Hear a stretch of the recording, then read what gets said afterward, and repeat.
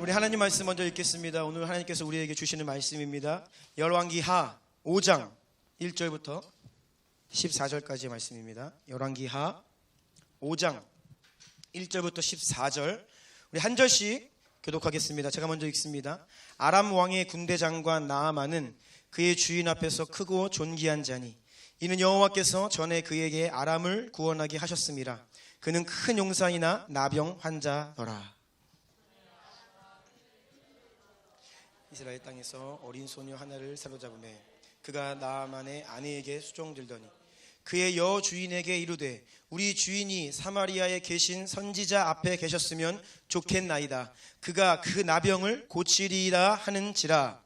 나아만이 들어가서 그의 주인께 아뢰어 이르되 이스라엘 땅에서 온 소녀의 말이 이러이러하더이다 하니 아람 왕이 이르되 갈지어다. 이제 내가 이스라엘 왕에게 그를 보내리라 하더라.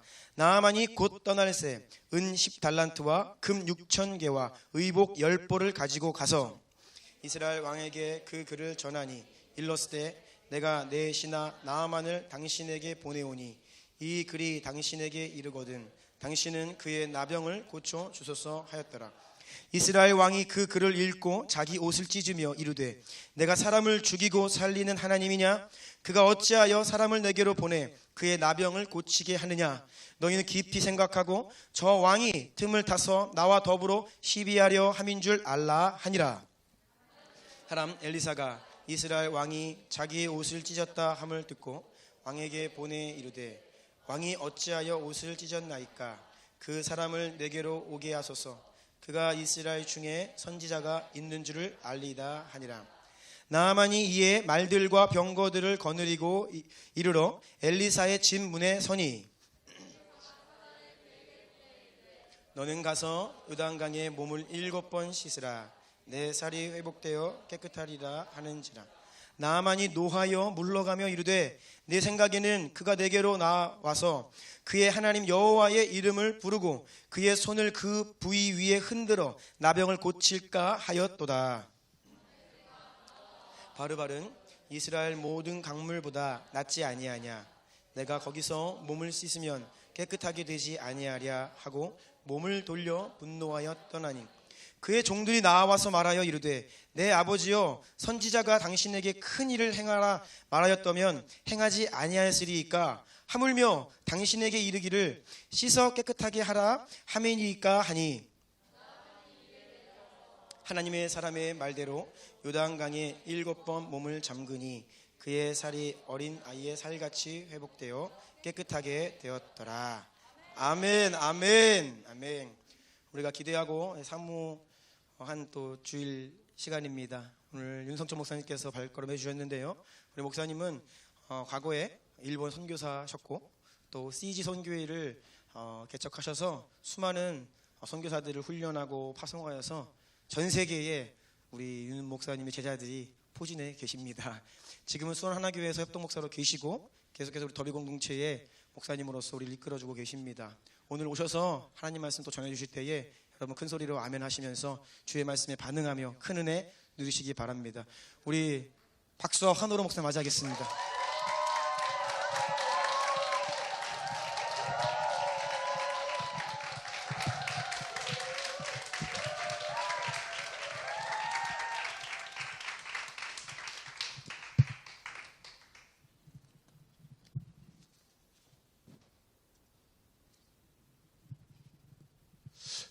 여러분 다시 뵙게 돼서 정말 반갑습니다. 우리 뉴웨이도 그렇고 우리 주나인 교회도 그렇고 은혜를 나누러 왔는데 사실 은혜를 제가 더 많이 받는 것 같아요. 막 뭐랄까요, 제 안에 이 디바인 스터럽, 거룩한 막 회용돌이 같은 이것들이 막 일어나는 것을 느껴요. 젊은 교회에 오는 게 너무 좋은 것 같아요. 뭐 하여튼 제 안에 그 갈망이 있습니다. 좀 오히려 은혜를 나누는 것보다도 제가 영으로 살기 위해서라도 좀 자주 불러주십시오. 우리 찬양팀, 우리 큰 박수로 우리 찬양팀 좀.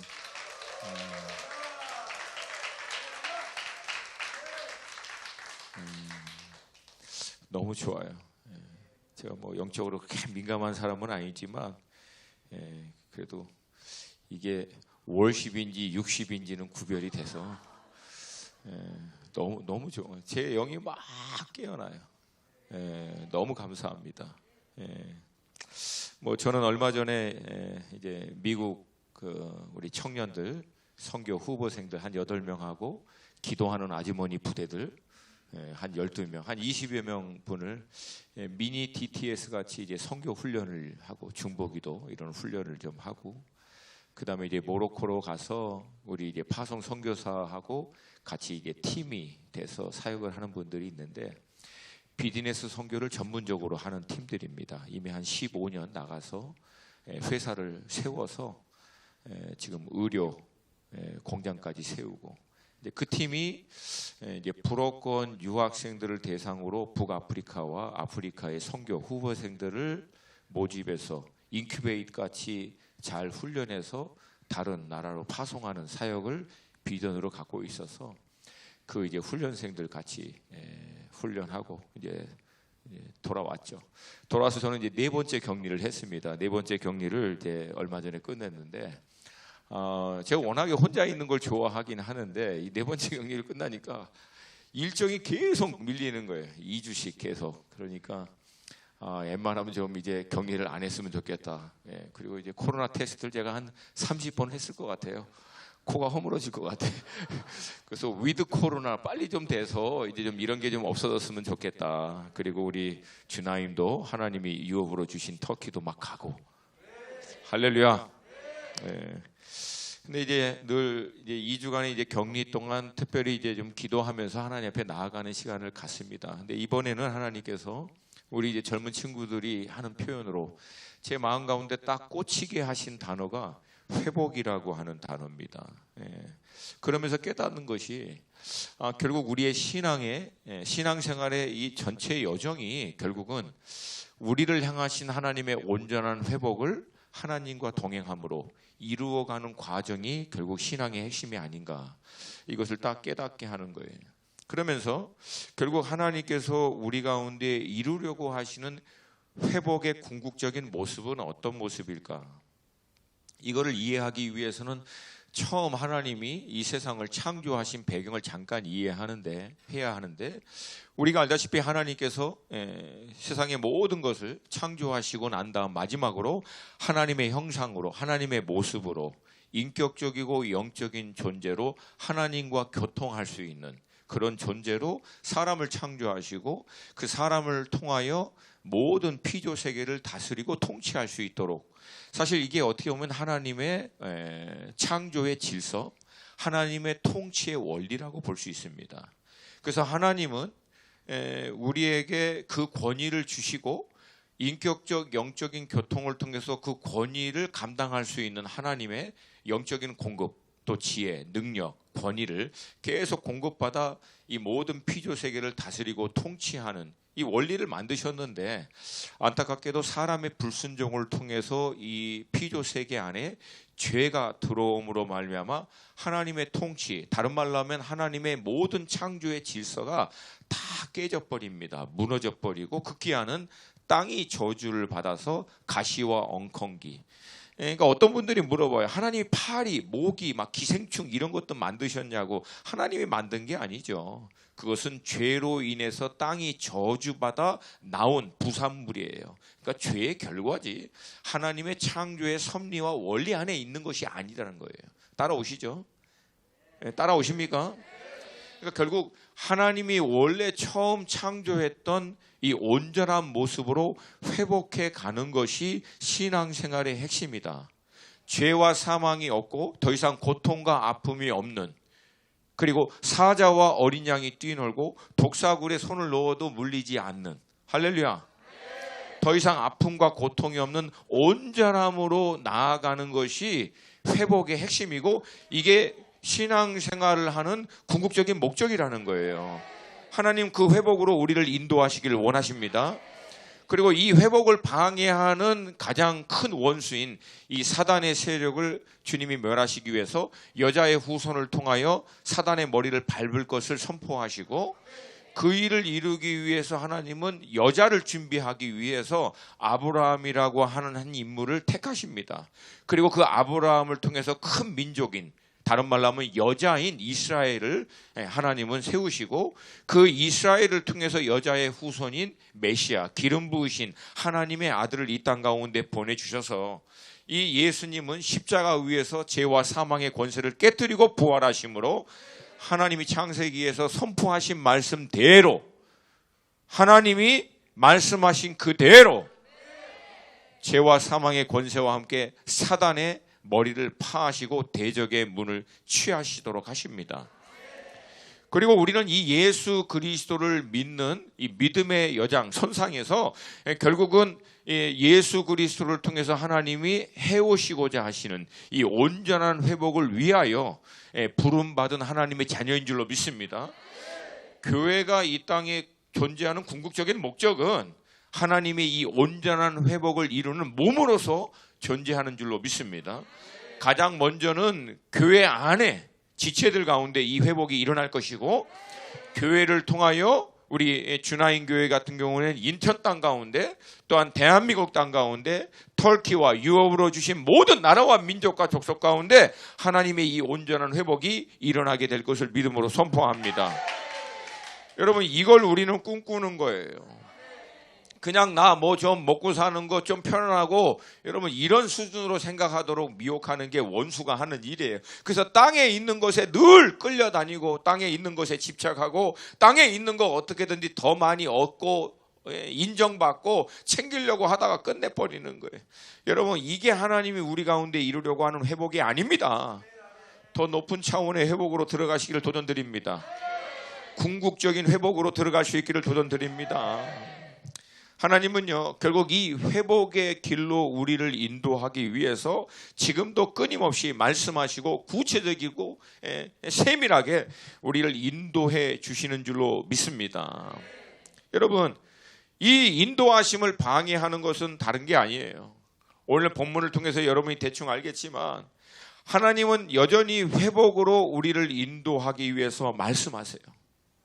그리고 구체적인 그분의 계획을 우리 가운데 나타내시고 깨달아 알게 해주시고, 그 계획으로 우리를 동참할 수 있도록 늘 초청하십니다. 근데 이 회복을 향한 하나님의 인도하심, 이 말씀, 이 구체적인 계획의 인도하심을 방해하는 유일한 것이 뭐냐면은 내 생각이에요. 내 계획, 나의 경험과 내가 오랫동안 축적되어 있는 것들을 통하여 갖고 있는 나의 자신의 확신.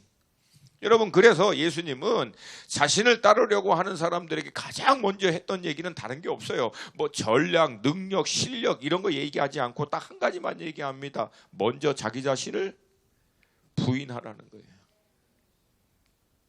이게 신앙 여정의 시작이고요, 신앙의 완성입니다. 그러니까 우리가 예수 그리스도가 우리의 믿음의 궁극적인 대상이죠. 결국은 우리가 그리스도의 장성한 분량에 이르도록 나아가는 것이 우리의 신앙의 궁극적인 목적인데, 그럼 어떻게 하면 우리가 예수 그리스도의 그 장성한 분량에 이르게 되고, 주님이 말씀하신처럼 몸의 육신의 한계를 갖고 있고 죄와 하나님의 통치와 역사하심을 대적하는 이 세상에 살고 있음에도 불구하고 이 모든 한계를 뛰어넘어 그리스도 예수께서 보여주신 삶의 신앙의 그 이그젬플대로 능력과 하나님의 역사의 통로로 쓰임받게 되느냐? 간단합니다. 부인되는 만큼 하나님의 통치를 받고요, 통치받는 만큼 하나님의 역사가 일어납니다. 영적인 원리는 단순합니다. 다시 한번, 부인되는 만큼 하나님의 통치를 받고, 통치받는 만큼 역사가 일어난다. 기도 왜 해요? 결국 자기 부인하려고 하는 거예요.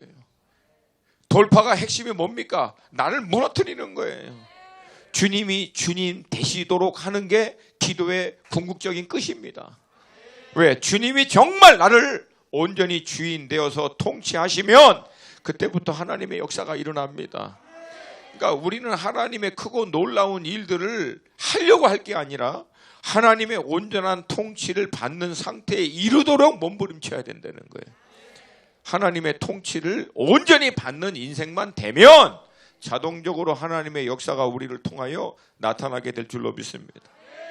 그러니까 이걸 막는 게 뭐냐면 내 생각이에요. 내 계획, 내 확신, 오랜 나의 경험과 축적을 통해서 내 안에 자리 잡은 견고한 자아, 이걸 깨트려야만 하나님의 확신이, 아니 하나님의 그 회복을 향한 그 구체적인 인도하심이 우리 가운데 들리기 시작하고 인도하심을 받을 수 있는 것이 가능하다라고 하는 거예요. 여러분, 이 세상의 공중 권세가 잡은 사단이 우리에게 끊임없이 세상의 미디어나 세상의 모든 철학, 학문, 사조, 이론, 이런 것들을 통하여 이성과 합리주의를 통해서 우리에게 던지는 메시지 얼마나 간단합니까? 너가 원하는 대로 살아. 네 인생은 네 거야. 네가 개척하고 네가 계획하고 결국 네가 만들어가는 거야. 결국 뭘 얘기하는 거야? 네가 네 삶의 주인이 되라는 거 아니에요. 이게 세상이 이 시대를 살고 있는 사람들에게 주는 메시지의 핵심입니다. 근데 성경은 네가 주인 되지 말라는 거예요. 내가 주님이 주인 되도록 하시라는 거예요. 할렐루야. 할렐루야. 주님이 주인 되어서 주님이 계획하신 삶 가운데 동참하는 게 신앙생활이고, 내가 주인 돼서 내가 계획한 삶 가운데 신이라고 하는 존재를 갖다 사용하는 걸 종교행위라고 얘기합니다. 내가 신앙생활하고 있는지, 정말 온전한 믿음 생활하고 있는지, 아니면 종교행위하고 있는 우리 옛날 어르신들이 그냥 하고 있는 영적인 푸닥거리 하고 있는 것인지는 명확하게 구분될 수 있어요. 주님이 주인된 주님의 계획, 주님의 인도하심, 주님의 뜻, 주님의 의중에 나를 맞춰서 쫓아가려고 하는 삶을 살고 있는가? 그러면 신앙생활이 맞아요. 아니면 여전히 내가 주인 돼서 내가 의도하는 대로, 내가 원하는 대로, 내가 계획하고 내가 바라는 대로 하나님 오셔서 제발 좀 도와주세요 라고 하고 있는가? 물론 그것이 전혀 다 잘못됐다라고 얘기하진 않아요. 시작은 그렇게 될 수 있어요. 그러나 신앙의 본질은 주님이 주인 되시는 거예요. 주의 뜻이 이루어지는 거예요. 할렐루야. 할렐루야. 이 주나임 교회 가운데는 이 영적인 돌파가 있기를 주님의 이름으로 축복합니다. 여러분, 오늘 본문을 보면은요, 이 놀라운 회복으로의 인도하심을 받은, 그래서 자신의 근본적인 문제를 해결받은 이방인 군대 장관에 대한 기록을 다루고 있습니다. 저는 이 말씀을 좀 보면서 굉장히 많은 생각을 했어요. 이 이방인 군대 장관 한 사람도 잊지 않으시고 결국 그를 회복의 그 길로 인도하신 하나님이, 우리 하나님이 맞다면 이미 믿고 있는 우리는 하나님이 얼마나 그 회복으로 인도하시기를 기뻐하시고 끊임없이 그 인도하시기 위해서 우리에게 말씀하시고 역사하실까 의심할 나름이 없죠. 아멘입니까? 아멘입니까? 근데 여러분, 이 나아만도 하나님의 이 온전한 회복을 경험하기 바로 직전까지 이 사람에게 있었던 가장 큰 걸림돌은 다른 게 아닙니다. 자기 생각이에요. 자기 경험, 자기가 갖고 있는 생각의 틀, 이것 때문에 하나님의 회복을 눈앞에 두고도 노하여 뒤를 돌아서 떠나갈 뻔했어요. 결국 이 생각의 틀 때문에. 여러분, 오늘 이 돌파가 우리 가운데 있기를 주님의 이름으로 축복합니다. 잠깐 좀 시대적인 배경을 보면, 여러분, 이스라엘이 북왕국 이스라엘과 남왕국 유다로 솔로몬의 아들 르호보암 때 딱 나눠지게 됩니다. 그리고 난 다음에 사실 안타깝게도 이스라엘은요, 단 한 번도 그 이후에 어마어마한 강대국으로 자리매김을 하지 못하고 늘 주변의 나라에게 시달리게 됩니다. 뭐 정도의 차이가 있겠지만, 근데 이 북왕국 이스라엘과 남왕국 유다에게 늘 위협했던 나라가 북쪽에 있는 아람, 수리아, 다메섹을 수도로 한 이 북방에 있는 나라입니다. 근데 이 나라가 워낙에 강했던 나라이기 때문에 늘 시달렸어요. 이걸 시대적인 배경으로 하고 있는데, 이 아람 군대의 군대 장관인 사람이 나아만이라고 하는 사람이 있는데, 이 사람이 나름대로 자기에게 있는 그 영역 안에서 굉장히 실력과 능력, 경험을 통해서 인정을 받았던 인물로 볼 수 있어요. 오늘 본문 안에 이렇게 얘기합니다. 아람 왕의 군대 장관 나아만은 그의 주인 앞에서 크고 존귀한 자니.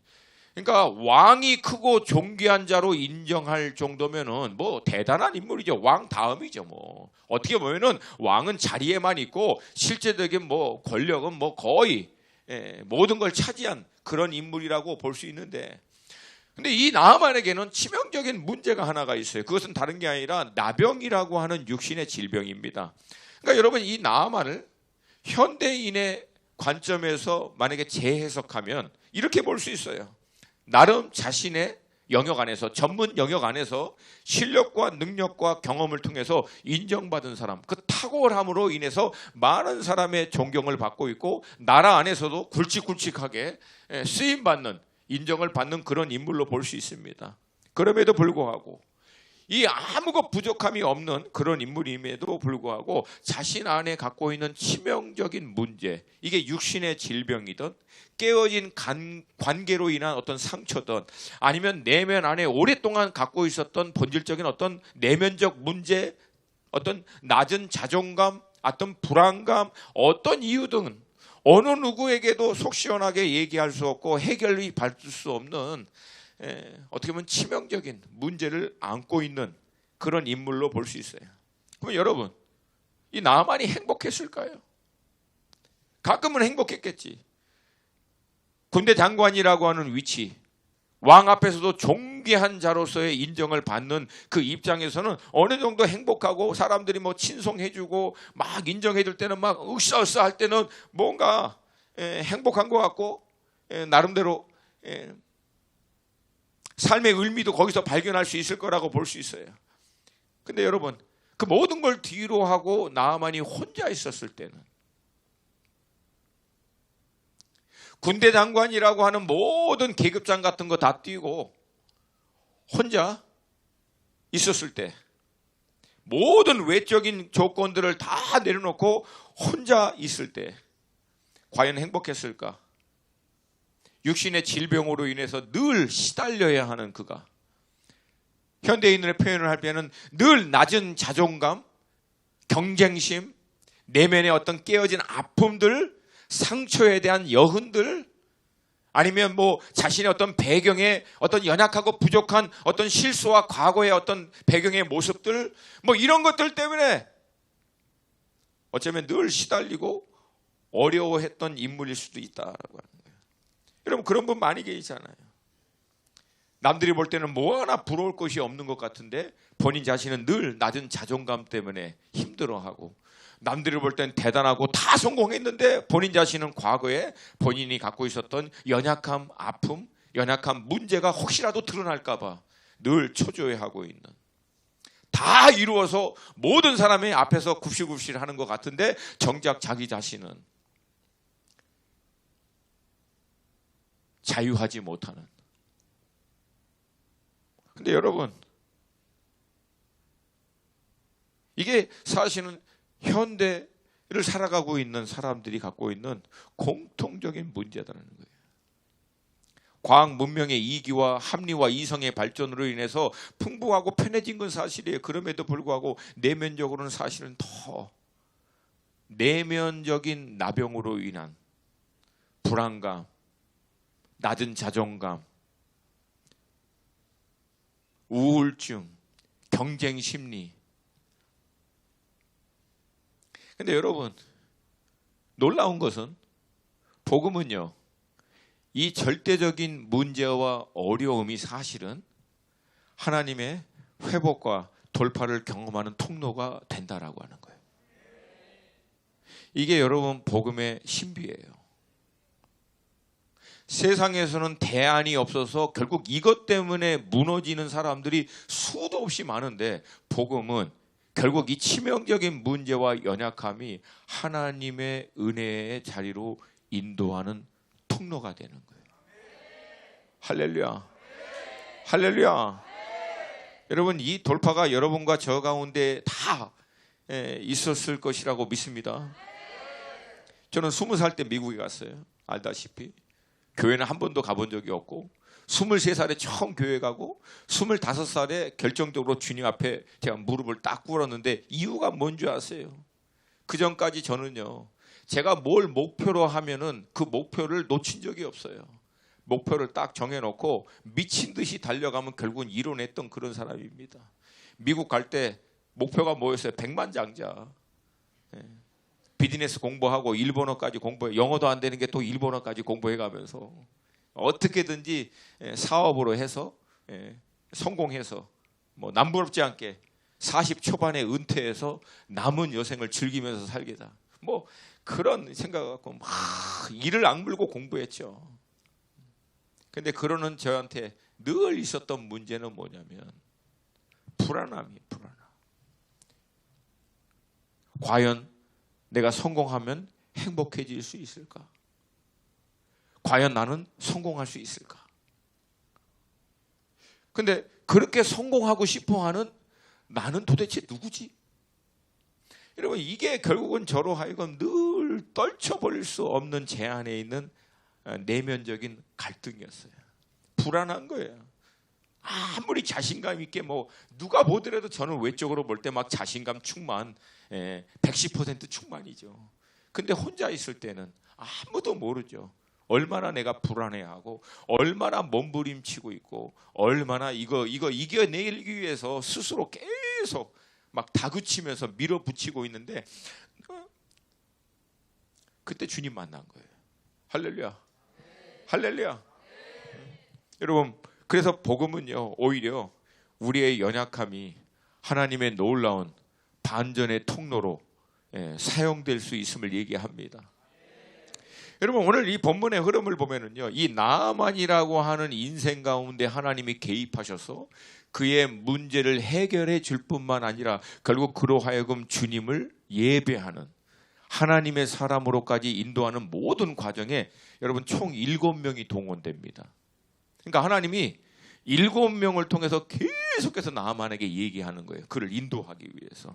제가 이 말씀을 보면서 말씀의 핵심은 간단합니다. 다시 말씀드려요. 하나님은 지금도 우리를 이 온전한 회복으로 인도하기 위해서 말씀하신다. 하나님은 지금도 말씀하신다. 하나님은 지금도 우리에게 구체적이고 세밀하게 말씀하시고 인도하여 주신다. 그 인도하심의 끝은 온전한 회복이라는 거예요. 할렐루야. 오늘 본문은 이스라엘에서 잡혀온 한 소녀가 그의 여주인, 그러니까 나아만의 아내이죠. 나아만 장군의 아내에게 다음과 같이 얘기하는 것으로 시작해요. 5장 3절 말씀입니다. 함께 읽겠어요. 시작. 그의 여주인에게 이르되 우리 주인이 사마리아에 계신 선지자 앞에 계셨으면 좋겠나이다. 그가 그 나병을 고치리이다 하는지라. 그러니까 이 말을 들은 여주인이 그냥 화들짝 놀랬겠죠. 이 말을. 뭐해? 그 나아만 장군의 아내인들, 나아만 장군이 나병에서부터 치유되는 것을 원하지 않았겠습니까? 정말 나무랄 거 없는 남편, 훌륭하고 정말 뒷부분에 그 종들의 간청을 듣고 그 말에 따라 요단강까지 내려가는 사람이었다면 나아만이 물론 그런 자신의 생각과 틀 안에 갇혀 있는 사람임에도 불구하고 굉장히 성품이 훌륭한 사람이라는 것을 예측할 수 있죠. 그러면 이 아내도 유일하게 원하는 것은 무엇일까요? 자신의 남편인 나아만이 온전히 회복되는 거 아니겠습니까? 근데 그런 차에 이스라엘에서 잡혀온 이 소녀 한 명이 이 얘기를 하니까 이거 듣자마자 자신의 남편인 나아만 장군에게 얘기했겠죠. 아마 나아만 장군이 처음에 이 얘기를 들었을 때 막 순간적으로 훅하진 않았을 것 같아요. 왜? 여러분, 이 나병이라고 하는 것이 이게 그렇게 쉽게 치유되는 게 아니라 당시 사람들이 보편적으로 이해하고 있는 것은 이건 신에게 저주받은 거거든요. 그러니까 하나님, 신 외에는 고칠 수 없는 병이라고 이해하고 있었던 거예요. 그러니까 이게 쉽게 그렇게 움직이지 못하는데 이스라엘에는 하나님과 교통하고 있는 그런 선지자들이 있다더라라고 하는 얘기를 들었었겠죠. 그래서 자신의 주인인 아람 왕에게 요청합니다. 나아만이 가서 이러이러한 얘기가 있는데 보내달라고 간청을 합니다. 그때 왕이 그 얘기를 듣고 이 나아만 장군을 서신을 써서 이스라엘 왕에게 이제 보냅니다. 여기에는 많은 정치적인 뭐라 그래요? 그 이해관계가 있었던 것으로 대충 좀 볼 수 있어요. 아람 왕은 이번 기회를 통해서 어쩌면 빌미를 얻어서 이스라엘을 칠 수 있는 계기가 될 수 있었고, 정치적인 계산이 빨랐겠죠. 만약에 좋은 왕이었다면은 자신이 사랑하고 또 어떻게 보면은 인정하는 그 장군이 치유됐으면 좋겠다라고 하는 마음으로 보냈을 가능성도 있고, 결국은 왕의 서신을 가지고 결국 나아만 장군은 이스라엘 왕에게 갑니다. 여러분, 이 과정에서 여러분 잡혀온 소녀가 말하죠. 여주인 나아만 아내가 얘기하죠. 그 아람 왕이 이스라엘 왕에게 서신을 보내죠. 그리고 그 서신을 받은 이스라엘 왕이 나중에 또 엘리사에게 보냅니다. 그러니까 이 과정을 보면은 여러분, 이 한 사람의 회복을 위해서 얼마나 많은 사람이 중간중간에 하나님의 통로로 쓰임받는지를 볼 수 있어요. 그러니까 여러분, 깨어있는 사람은요, 하나님의 인도하심을 봅니다. 깨어있는 사람은 뭔가 하나님이 지금 나에게 말씀하시는구나, 뭔가 하나님이 나를 지금 인도하시는구나, 이걸 보게 돼요. 그러니까 안 깨어있는 사람은 이걸 못 봐요. 그래서 여러분, 영적으로 깨어있으라는 거예요. 깨어있어야만 하나님의 음성이 들리고 인도하심을 분별할 수 있기 때문에. 할렐루야, 할렐루야. 근데 이 서신을 정작 받은 이스라엘 왕은 완전히 뭐 전문 용어로 뚜껑이 열리는 거예요. 왜? 아니, 이걸 무슨 수로 고쳐, 무슨 수로. 그러니까 7절 다음과 같이 얘기합니다. 7절 시작. 이스라엘 왕이 그 글을 읽고 자기 옷을 찢으며 이르되, 내가 사람을 죽이고 살리는 하나님이냐? 그가 어찌하여 사람을 내게로 보내 그의 나병을 고치라 하느냐? 너희는 깊이 생각하고 저 왕이 틈을 타서 나와 더불어 시비하려 함인 줄 알라 하니라. 그러니까 이게 아람과 북왕국 이스라엘의 시대적 배경을 이해하면 이 흐름이 전체적으로 어떻게 흘러가고 있는지가 딱 이해가 되는 거예요. 그러니까 아람 왕이 좋은 의도로 나아만 장군의 병을 치유하기 위해서 보낸 걸로도 볼 수 있지만, 사실은 저는 두 번째에 더 무게를 두는 거예요. 고칠 수 없죠, 이걸. 그러니까 고칠 수 없는 것을 빌미 삼아서 이스라엘과 시비를 거는 거예요. 왜?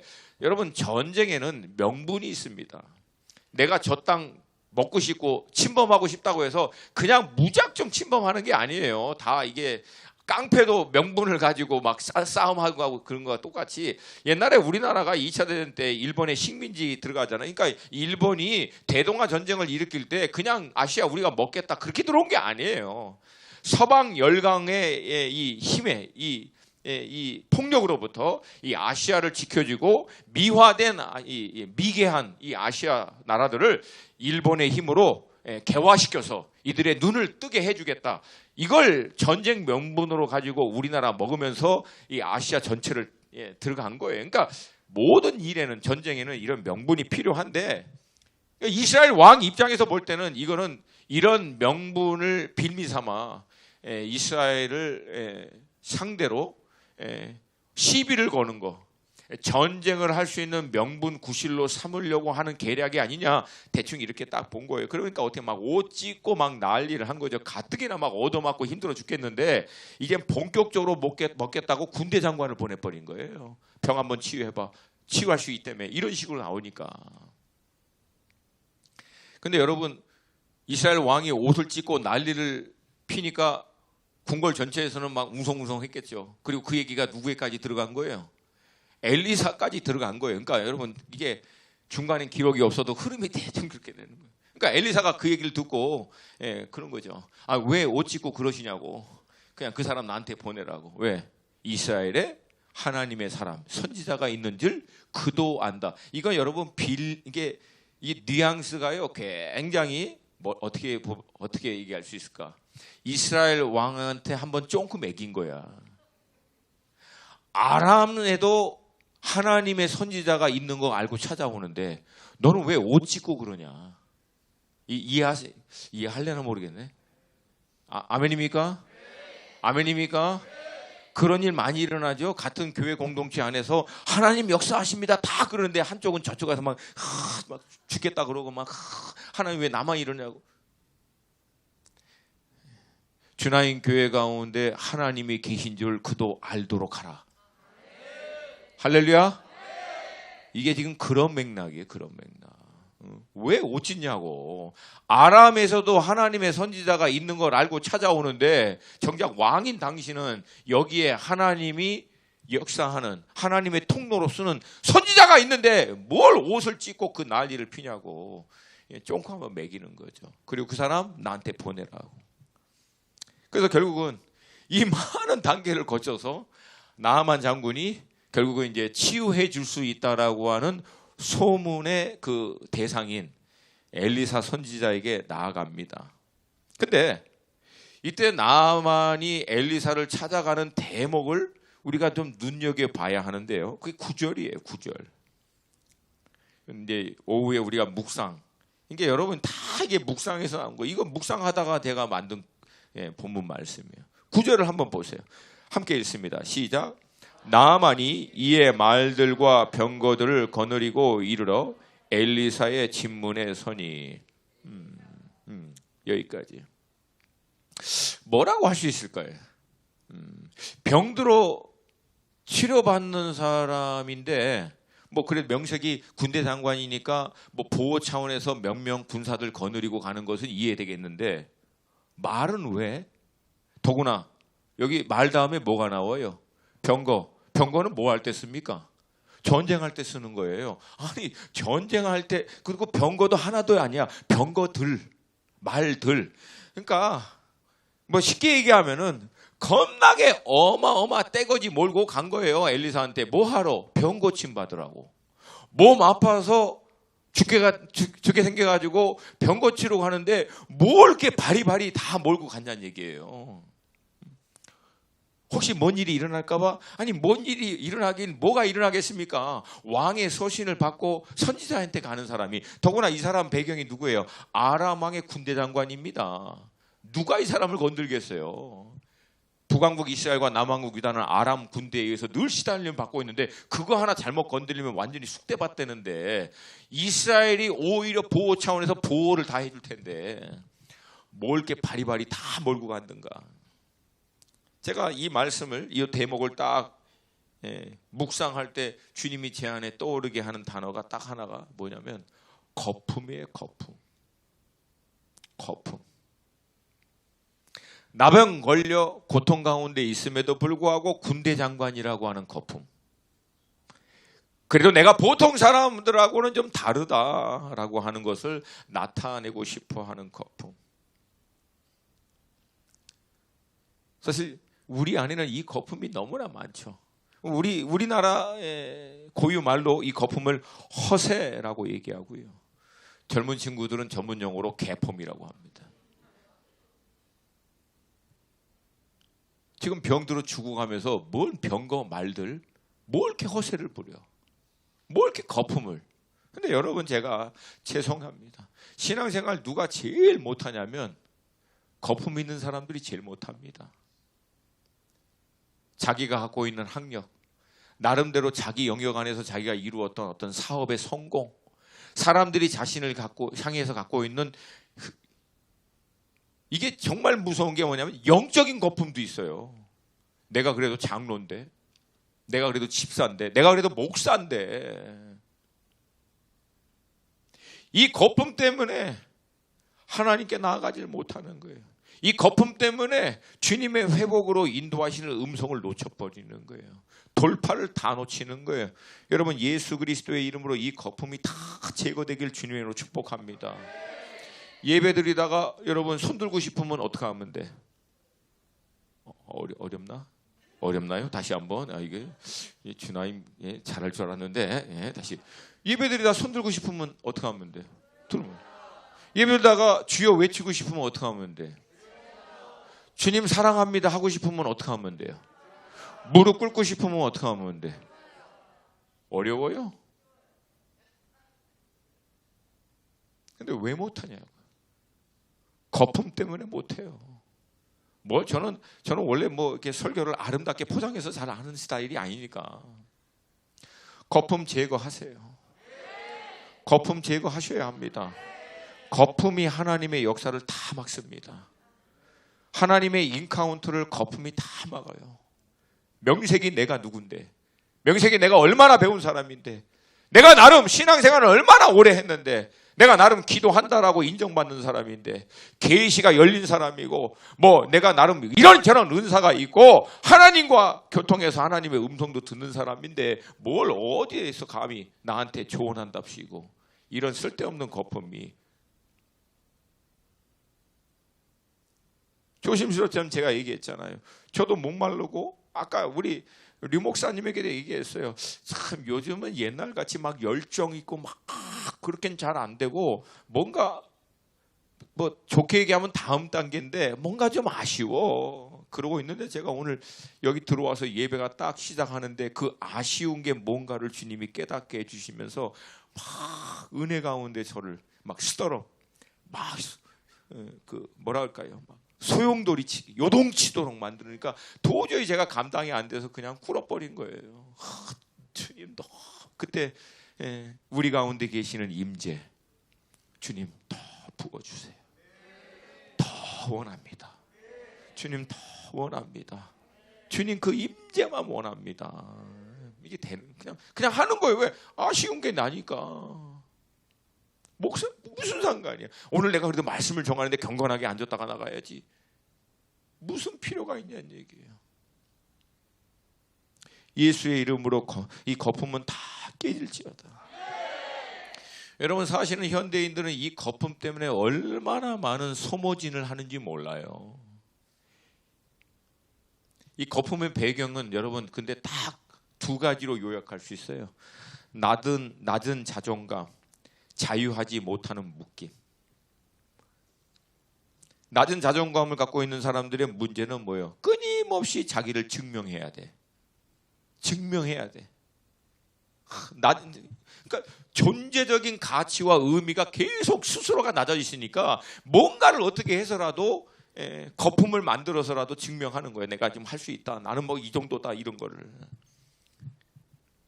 또 하나는 뭐예요? 영원히 묶여 있는 거야. 사람들이 어떻게 평가할까? 어떻게 볼까? 사람들이 어떻게 인정해 줄까? 여기에 끊임없이 묶여가지고 시달리는 거예요. 거기에 질질 끌려다니는 거예요. 눈치 보고. 그러니까 뭐예요? 자유하지 못해요. 묶여버리는 거예요. 근데 여러분, 복음은 낮은 우리의 자존감, 존재의 의미와 가치를 예수 그리스도 안에서 땅에 있는 것이 아니라 하늘에 있는 수준으로 끌어올리는 게 복음인 줄로 믿습니다. 그래서 여러분, 복음의 의미를 정말 아는 사람은 굉장히 건강한 자존감을 갖고 있습니다. 그러니까 여러분, 저는 다른 건 몰라도 이 자존감은 제 안에 늘 넘쳐요. 남들이 뭐라고 별로 신경 안 써. 지가 나를 위해서 십자가에 죽었나?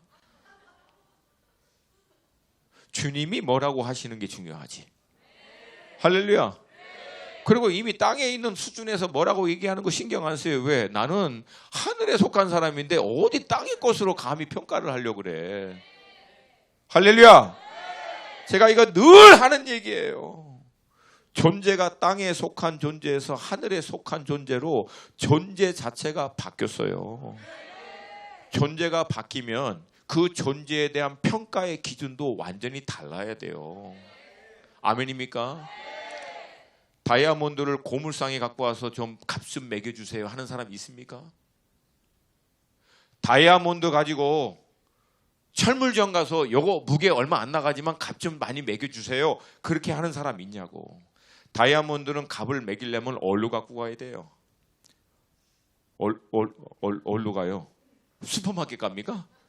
얼로 가요. 보석상, 이런 거에 관심이 없구나.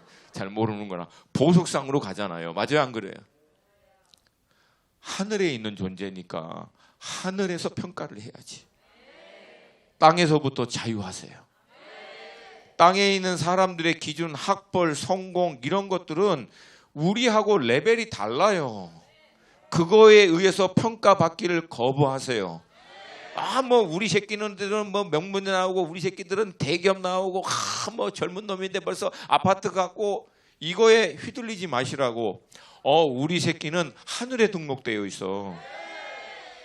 우리 새끼는 하늘이 유업이야. 땅에 있는 것들은 잠시 쓰다가 버리고 그냥 하늘로 갈 거야. 아멘입니까? 자유하세요.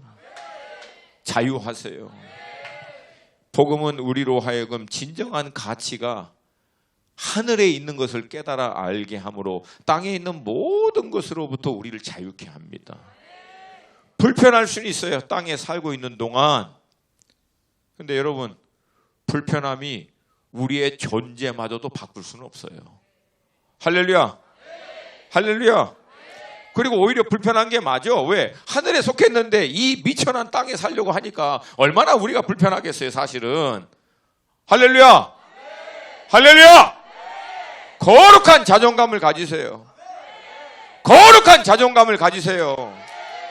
내가 하늘에 속했지만 잠시 이 땅에 누추한 곳에 육신의 몸을 갖고 살지만 불편할 수 있고 어려울 수 있지만 자유할 수 있다는 거예요. 더 놀라운 신비는 뭐예요? 하늘에 속했는데 미천한 땅에서 겸손히 땅에 있는 영혼들을, 땅에 있는 것들을 섬겨주는 거예요. 물론 이 뉘앙스는 여러분이 약간 민감하게 표현을 해야 돼요. 또 어디 나가서 막 내 미천한 것들 내가 그렇게 하면 안 되고 우리 안에서. 할렐루야. 할렐루야. 여러분, 이 자유함이 있으니까 얼마나 기뻐요. 얼마나 그게 이 진정한 복음의 능력을 경험하면 우리 안에 일어나는 것이 비로소 샬롬. 샬롬. 어떤 것에서도 매이지 않는 자유함. 이 존재의 건강한 자존감으로 말미암은 평강이, 확신이 내 안에 있는. 그로 말미암은 기쁨의 영이 나를 충만하게 하는 거예요. 할렐루야.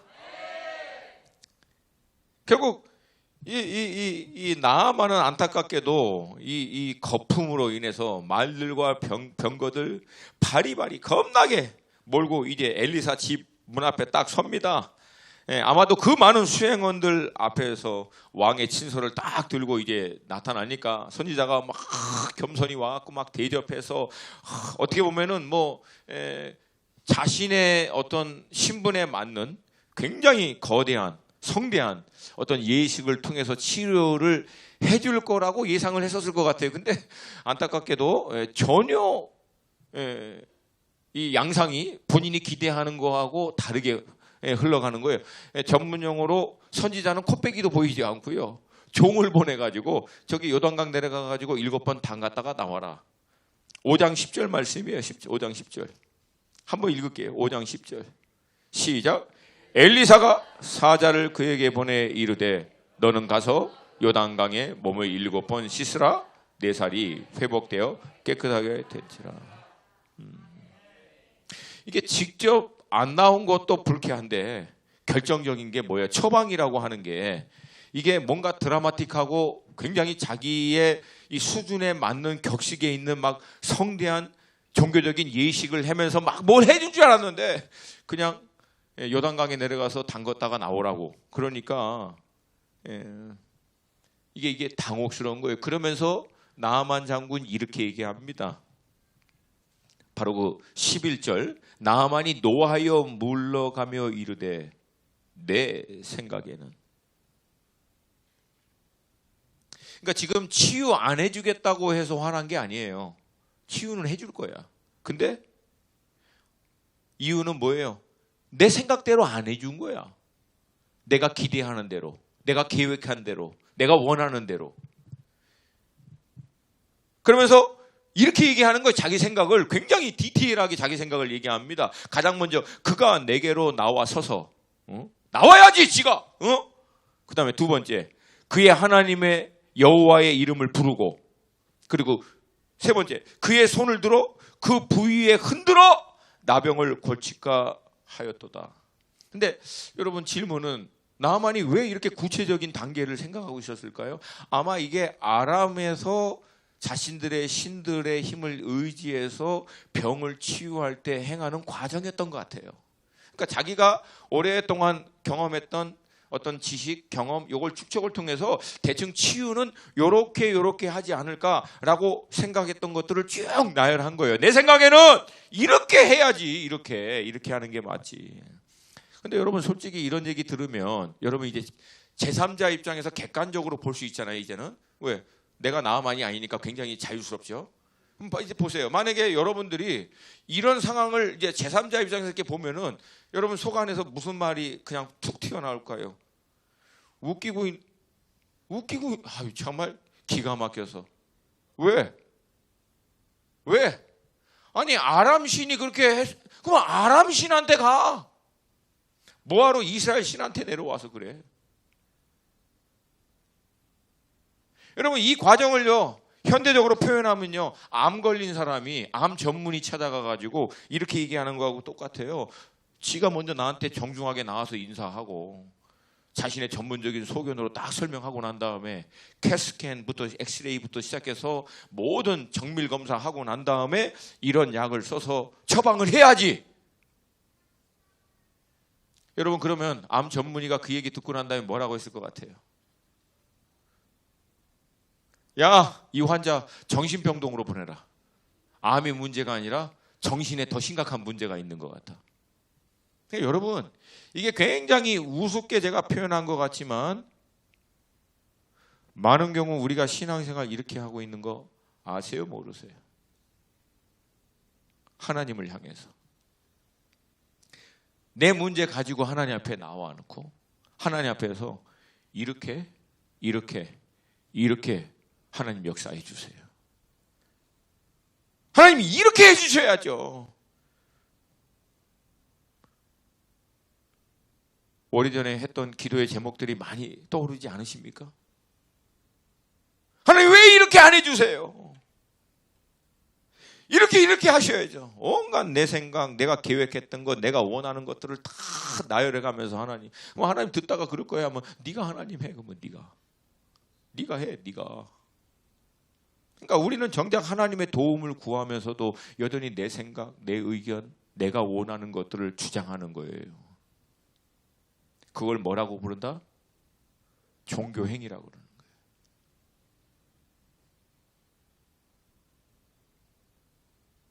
그리고 자기 생각의 클라이막스를 다음과 같이 12절에 이렇게 얘기합니다. 12절 함께 읽습니다. 시작. 다메섹 강 아바나와 바르발은 이스라엘의 모든 강물보다 낫지 아니하냐. 내가 거기서 몸을 씻었으면 깨끗하게 되지 아니하려 하고 몸을 돌려 분노하였더라니. 사실 맞는 말이에요. 이 아람이 지금에 얘기하면 이제 레바논 그쪽이거든요. 그 시리아 위쪽. 여기가요 물이 진짜 깨끗해요. 레바논 백향목. 이게 그냥 나온 게 아니라 원래 그렇게 산림이 많고 거기에서부터 만년설 위에 있거든요. 거기서부터 내려온 물은 어마어마하게 깨끗합니다. 그러니까 나만 입장에서도 어느 정도 이해는 돼. 야, 레바논에 거기 아람에 그 깨끗한 물이 얼마나 많은데 이 요단강 똥물에다가 7번 들어갔다 나오라고 이것도 처방이라고 하냐고. 이제 화가 난 거죠. 근데 여기서 나아만은 자신의 경험, 자신의 생각 이것들을 갖고 얘기하지만 굉장히 중요한 영적인 원리를 하나 놓칩니다. 그것은 뭐예요? 여러분 치유든 자유함이든 문제 해결이든 영적인 돌파든 여러분 그 키는요 방법이 아니에요. 방법이. 이 모든 것의 키는 뭐예요? 순종이에요. 순종. 그러니까 여러분 잘 보셔야 돼요. 신앙생활을 하다 보면 사람들은요 뭔가 탁월한 방법, 해결책, 용한 것 이런 것들을 찾아요. 근데 여러분 신앙의 키는 놀랍고 탁월한 방법과 용한 것, 막 대단한 것, 전략, 어마어마한 것 이런 계시가 풀리는 것보다 더 중요한 게 있어요. 순종하는 거예요. 순종하는 거에 있습니다. 여러분 홍해가 놀라운 방법으로 갈렸습니까? 이스라엘 백성들이 광야 40년 동안 바위에서 물을 얻을 때 어마어마한 전략으로 바위에서 물을 나오게 했습니까? 여리고는 전략으로 무너졌습니까?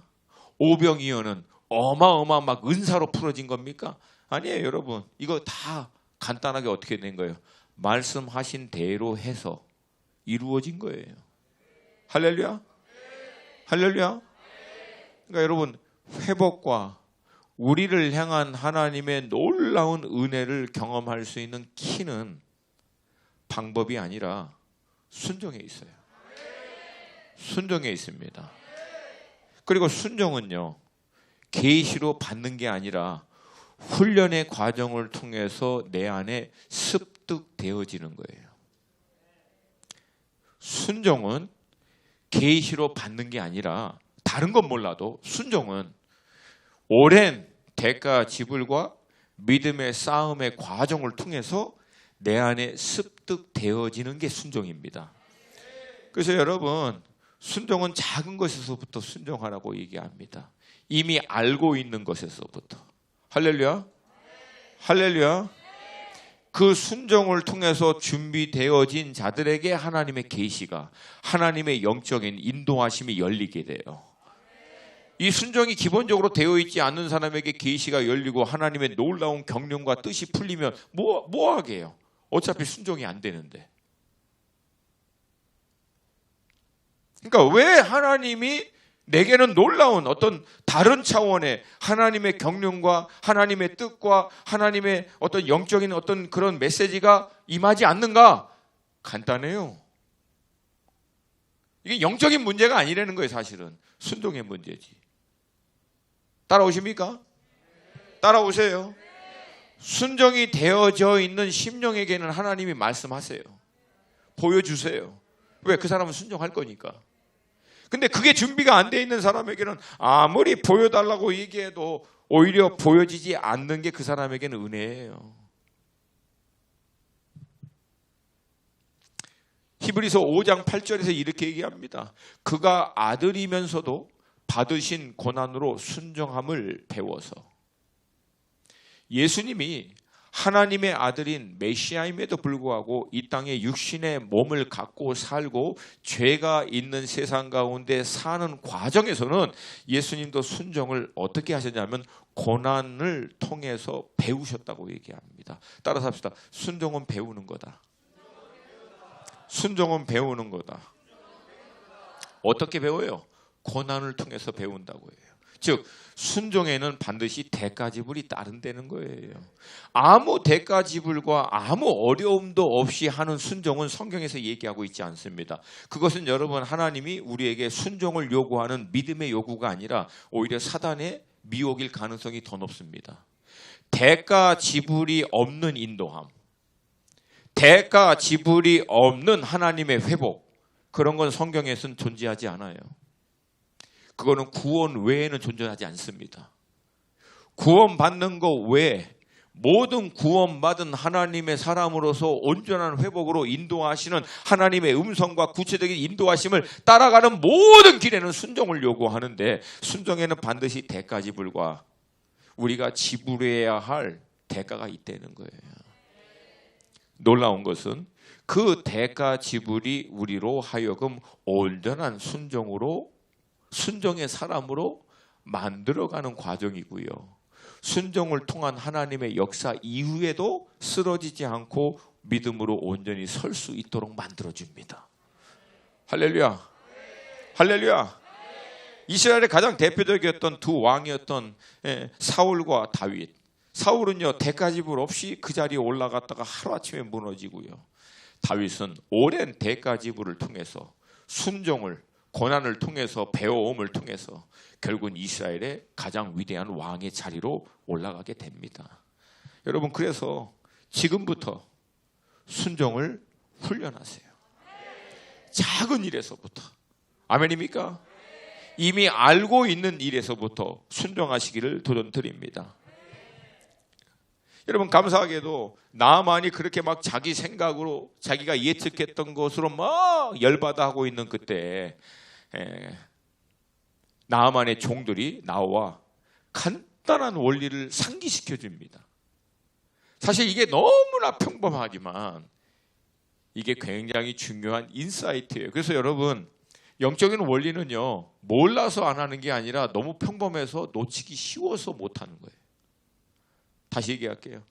진짜 영적으로 중요한 원리는 너무 깊고 심오해서 몰라서 못하는 게 아니라요, 너무 평범하고 너무 일반적인 것 같아서 쉽게 놓쳐버려요. 왜? 중요한 영적인 원리는 하나님이 깊고 심오하고 어렵게 만들지 않아요. 왜? 모든 사람들이 따라가야 하기 때문에. 아멘. 여기서 종들이 얘기했던 굉장히 간단한 원리 뭐예요? 13절입니다. 13절, 5장 13절. 함께 읽습니다. 시작. 그의 종들이 나와서 말하여 이르되 내 아버지여 선지자가 당신에게 큰 일을 행하라 말하였다면 행하지 아니하였으리까 하물며 당신에게 이르기를 씻어 깨끗하게 하라 함이니까 하니. 핵심이 뭐예요? 아니 병 치유하기 위해서 여기까지 오면서 뭘 요구해도 기꺼이 하겠다라고 하는 마음으로 온 거 아닙니까? 어떤 대가집을 얼마나 어려운 일에도 이 병만 나올 수만 있다면 다 하겠다라고 온 거 아닙니까? 근데 씻는 게 뭐가 어려워서 안 하십니까? 어려워서 안 하는 게 아니죠. 내 생각, 내 계획, 내가 원하는 거와 안 맞아서 안 하는 거죠. 여러분 지금까지 신앙생활 하면서 우리가 하나님의 말씀에 순종하는 것을 갈등했던, 어려워했던 그 배경을 잘 생각해 보세요. 어려워서 안 했을까요?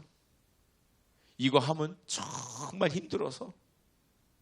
아니면 내 생각과 내가 계획하고 내가 원하는 것과 너무 안 맞아서 순종하지 못했던 때가 오히려 더 많지 않았나? 여러분 사실 저는요 지금도 갈등해요. 솔직히 제 안에 눈에 보이거든. 이렇게 좀 했으면 좋겠다 싶은 것. 지금도 이런 계획과 이런 생각들을 막 갖고 있으면서 이렇게 막 몸이 좀 쉬는 거예요. 뭐라 그러지? 몸이 좀 쓰시는 거예요. 좀 쓰시는 거. 이제는 한국말도 안 되고 영어도 안 되고 정말. 보이니까. 그리고 막 부족하지만 이거 이렇게 하면 될 것 같은데 이게 보이니까. 근데 여러분 지금도 제가 뭘 싸우시는 거 아십니까? 그런 내 생각, 내 계획, 내가 원하는 거, 내가 할 수 있는 거, 있을 것 같은 거, 손에 거의 잡힐 것 같은 거 여전히 내려놓는 거예요. 내려놓는 거예요. 그리고 다시금 얘기하는 거예요. 주님 말씀해 주세요. 주님 말씀해 주세요. 주님이 대안이십니다. 주님이 길이십니다. 주님은 이미 창세전부터 저를 향한 계획을 가지셨고 사도 바울의 고백과 같이 제가 모태에서 조성되기 이전에 이미 나를 봤고 내 인생의 한 날이 되기 전에 나를 향한 계획을 이미 가지시고 이 땅에 나를 보내신 줄로 믿습니다. 그 주님의 계획을, 그 주님의 뜻을 알게 해 주시옵소서. 그걸 알려면 어떻게 해요? 주님을 더 원하는 거죠. 주님의 계획은 원하는데 주님의 임재는 별로 필요 없습니다. 이게 완전히 이게 거꾸로 된 거죠. 주님을 얻으면 다 얻은 거지. 아멘입니까? 아멘입니까? 네. 주님 말씀. 그래서 여러분 오늘 본문을 보면은요 두 단어가 딱 대칭돼요. 그게 뭐예요? 종이 얘기했던 큰 일과 14절에 말씀대로. 그러니까 여러분 우리는 말씀대로 하는 것보다 큰 일을 원해. 뭔가 의미 있는 일, 대단한 일, 인정해 줄 수 있는 일, 사람들이 알아주는 일들. 근데 주님은 큰 일을 원하는 게 아니라 뭐예요? 말씀대로 하기를 원하신다. 여러분 저는 말씀을 이렇게 보면은 이렇게 묵상하다 보면은 그 장면을 이렇게 뭐랄까요? 이렇게 그려봐요. 머리로 생각을 해봐요. 여러분 그럼 나아만 장군이 결국 그 종들의 간청을 통해서 이제 결국 요단강 갔겠죠. 그리고 나서 이제 옷을 벗고 요단 강물에 이제 들어갔다 나왔다 7번을 해야 돼. 또 7번. 한 번이면 또 이게 또 갈등이 좀 덜 할 텐데 들어갔다 나왔다. 그리고 다시 또 들어갔다. 여러분 이 과정 가운데 무슨 생각이 들었을까요? 아마 이스라엘의 2세대들이 가나안 땅에 처음 들어가서 여리고성 첫날 한 바퀴 돌고 둘째 날 두 바퀴 돌고 마지막 7바퀴 도는 때하고 사뭇 그 흐름이 굉장히 비슷했을 것 같아요. 그렇죠? 이스라엘 백성들도 왜 그 돌 때 아무 말 못하게 한지 아시죠? 예? 돌면서 지네들도 갈등 때리는 게 골 때리는지 이거 뭐야 이거 전쟁하러 와놓고 다 함께 돌자 동네 한 바퀴 하고 돌아가는 것도 아니고 얼마나 갈등했겠어요. 근데 여러분 하나님의 말씀에 순종할 때 갈등하고 막 힘들어하고 몸부림치 괜찮아요. 다 그럴 수 있어요. 뭐 저는 넉넉하게 순종할 수 있습니다. 불림받아 그러면 불림받아. 오히려 위험할 가능성이 더 많아. 그건 대단해 불러와. 예. 저는 원리가 있어요. 갈등하고 고민하고 몸부림치고 정말 하나님 해도 너무합니다. 해도 결국은 말씀대로 하면 돼. 할렐루야. 예수님도 그 얘기하잖아요. 첫째 아들과 둘째 아들. 첫째 아들, 아버지 가겠습니다. 제가 하겠습니다. 그래놓고 안 간 거야. 둘째 아들, 안 가! 왜 나만 시켜요? 막 개긴 거야. 거기 왜 가야 되냐고. 근데 나중에 어떻게 해요? 거기 갔어. 예수님이 뭐라고 얘기합니까? 둘째, 결국 간 게 중요하다는. 결국 말씀대로 행하는 게 중요하다. 결국 말씀의 인도하심을 따라가는 게 중요하다. 그때 회복이 일어납니다. 그때 돌파가 일어납니다. 할렐루야. 할렐루야. 여러분 하나님은 지금도 말씀하십니다. 나만 한 명 요단강에 담글 수 있도록 7명이 동원돼. 7명. 일본 땅이가. 그 가운데서 굉장히 갈등했겠죠. 근데 결국은 담근 게 중요해요. 할렐루야. 할렐루야. 그때 나아만은 회복을 경험하게 되고요. 그 회복을 통해서 하나님을 만나게 됩니다. 결국 회복을 통해서 하나님을 만나게 돼요. 잘 들으셔야 됩니다. 회복된 몸은 결국은 죽어 썩어서 없어져요. 그거 자체가 키가 아니에요. 많은 분들이 이거를 키인 줄 알고 잡아. 회복이 왜 진정한 회복이 되냐면 회복의 주체가 되시는 주님께로 우리를 인도하기 때문에 그렇습니다. 오늘 본문이. 할렐루야. 할렐루야. 여러분 지금도 하나님은 우리 주나임 성도님들 한 분 한 분 또 이 모민 교회에게 말씀하시는 줄로 믿습니다. 누가 이 하나님의 음성, 이 구체적인 인도하심을 받을 수 있느냐? 첫 번째, 거품 빼는 자들. 거품 빼는 자들 말씀해 주세요. 주님 말씀해 주세요. 겸손하게. 두 번째, 뭐라고 말씀하시든 그 말씀 앞에 반응하는 사람들. 할렐루야. 할렐루야. 놀라운 것은 그 회복은 나에서 끝나지 않고 내가 회복될 때 우리 가정이 회복되고 우리 친척들이 주변이 나라와 민족과 열방이 회복되게 되는 줄로 믿습니다. 이게 하나님이 갖고 있는 궁극적인 회복의 그림이에요. 그래서 여러분 저는요 나 자신의 문제의 회복 이게 결코 작은 일로 보지 않아요. 좀 말씀이 길어질까 봐 제가 여기서 멈출게요. 여러분 그렇게 회복되어 돌아간 나만의 회복이 나만 하나로 끝났겠어요? 안 봐도 뻔하죠. 이해하시겠습니까? 예? 제가 이 말씀을 쭉 묵상하다가 그 뒤에 아람 군대가 그 다음에 이스라엘을 치러 오는 일이 일어나요. 근데 이때는 나만 장군의 얘기가 나와 안 나와? 나와요 안 나와요? 이게 당연히 나와야 돼요 안 나와야 돼요? 살아있었으면 나와야죠. 이게 제 예측이에요. 이 사람은 결국은 야훼 하나님을 온전히 믿는 믿음 때문에 어쩌면 생을 마감했을 가능성이 많아요. 안 그러고는 여러분 6장 8절 보면 그때의 아람 왕 그러니까 이게 똑같은 흐름 때예요. 이해하시겠습니까? 결국 나아만은 뭐 한 거예요? 야훼 하나님 때문에 어쩌면 자기 생명을 걸었던 것 같아요. 제가 보기에는. 이게 어마어마한 사건이죠. 할렐루야. 할렐루야. 그래서 여러분 나 개인의 회복은요. 나 개인의 회복으로 끝나지 않아요. 내가 거품 빼고 하나님의 음성과 말씀에 온전히 순종하여 나아가 회복을 경험하면 나를 통한 회복이 우리 가정 살리게 되고요. 하나님이 내게 허락하신 삶의 모든 영향력이 있는 곳에 다 이게 흘러갈 수 있도록 하게 될 줄로 믿습니다. 우리 주나임 안에 이 놀라운 회복의 돌파가 있기를 주님의 이름으로 축복합니다. 예, 우리 찬양팀 좀 나와주시고 우리 같이 좀 일어나서 마지막으로 우리 기도하고 마치겠습니다.